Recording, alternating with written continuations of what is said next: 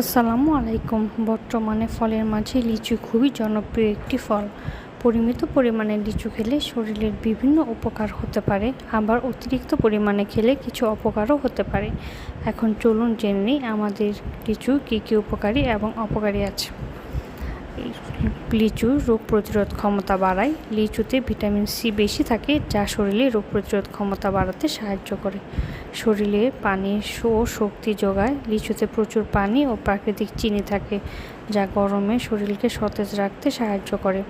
ত্বকের জন্য উপকারী। এটা অ্যান্টিঅক্সিডেন্ট থাকায় ত্বক ভালো রাখতে এবং ত্বকের ক্ষতি কমাতে সাহায্য করতে পারে।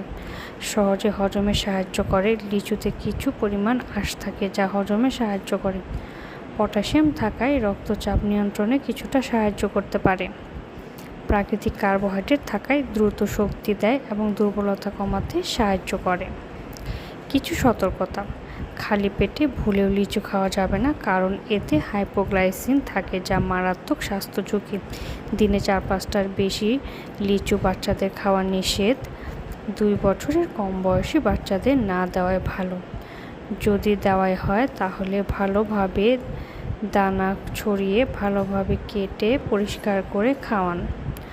কিন্তু বাচ্চাদের জন্য 4-5টার বেশি লিচু খাওয়া ঝুঁকি।